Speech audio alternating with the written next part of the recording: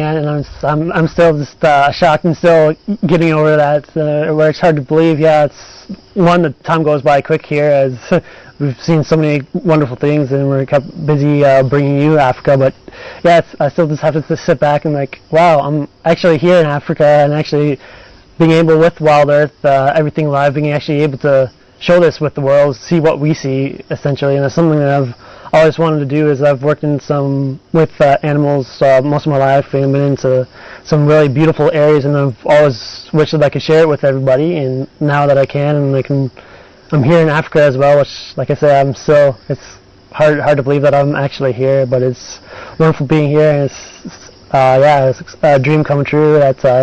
Actually before I came where I was working, I was just thinking about it. It was really hard, as questions people get asked a lot, especially in college and in internships, is what do you want to do when you grow up, and various things, what do you want to do for a career, to where honestly I could actually now say I'm doing it. Like, what's your dream job? And now I can really say, I'm doing it. So that's still taking some time to grasp, but it's really wonderful being out here, and I really do enjoy it. And also the live thing I'm still getting used to, as I was trying to train myself a little bit, to be quiet and everything when coming across animal sightings, to try and keep my excitement inner, so I don't startle the animals that I'm trying to film. So I'm slowly getting used to the whole live aspect, which is a different vibe than recording things, and you can set up shots and all that, but I do really enjoy it.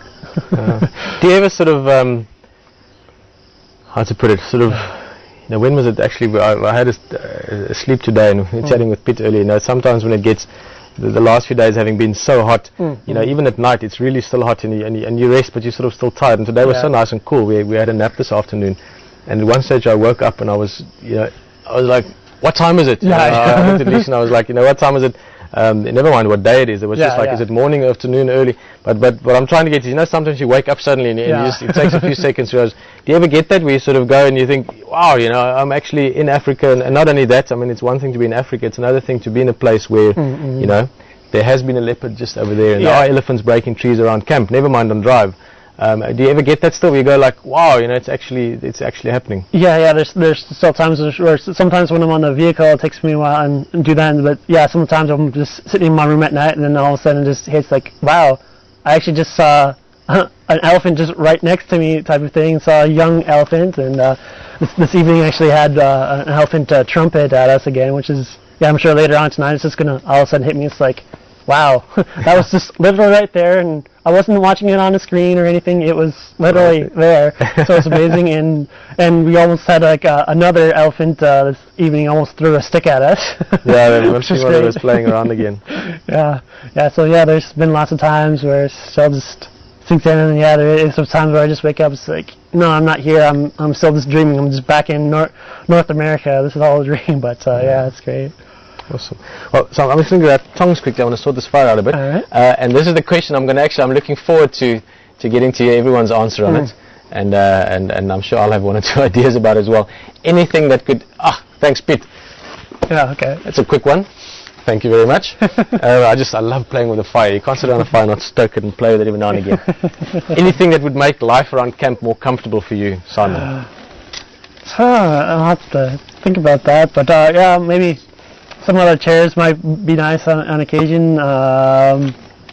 So chairs around the fire? Maybe chairs around the fires. Our crew's growing a little bit, and we find ourselves after game draft just relaxing out here, and our chairs are interesting at the moment. My grandfather used to always say, and since then later on my dad as well, basically that why stand if you can sit? And why sit if you can lie down? So, we should actually at some stage, we used to sit on these logs around the fire. I was comfortable with it. We're quite nice. I just find that it's especially in summertime when the fire is hot, the temperature down here is slightly warmer than it is up here. And also, I don't know, there's something in our Western minds, I think we communicate easier from chairs, but we could bring those back again. But certainly some nice comfy chairs around the fire would be fun. I don't know. One of the other things about live is sometimes you have to actually stop and think about questions for a little bit. But live certainly is a whole thing that we could have a a long conversation about it, and still definitely. will. It's a very interesting concept. Yeah. Well, one or two other things we're still going to deal with, but and maybe we'll just touch on it with everyone. It is we did mention at the end of Drive, and we don't want to go into it too long, but I think with everyone we'll just touch on it briefly. Twitter and Emoji are both coming to an end before our next Fireside Chat. So this is the last Fireside Chat. We'll talk about it before the end. I think next Sunday we'll just give you a sort of summary on what happened with Emoji is a big one, obviously, in terms of the direct impact that something will have. Emoji, the water project at Dixie, the money that could be won through that. Simon, you've done a variety of ones on the chats and so as well. Just quickly, maybe just give everyone again just the two addresses for those of you that haven't registered on either of the two or for the shorty words. Just give a quick sort of how to do it. We'll chat about it a bit with other people as well. Yeah, one of the ways is actually you can read more about it a little bit later, and just by at www.wildearth.tv. That's our site where you're watching this now. But if you scroll down, you'll see the projects and links to that. But yeah, with the Amazee project, that's www.amazee.com, and that's the one for we have the 4 projects going with there. It's Water at Dixie, Wild Earth, Kids at Dixie, and Christmas at Dixie. So that's the one that you need to have a picture with your avatar, and you join those 4 groups. And yeah, and we can hopefully take the first through 3rd prize and really get the project underway of getting water for the village of Dixie.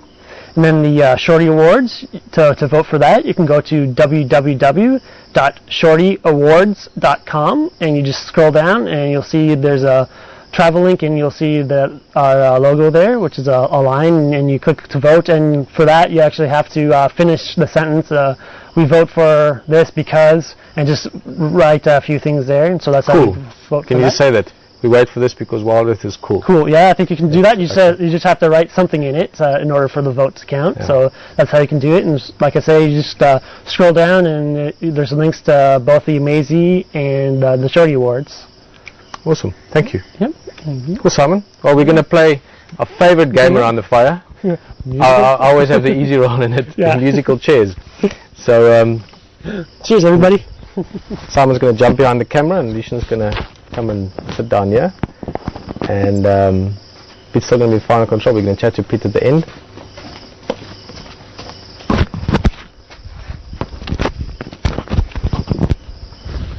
Hello everybody, good evening.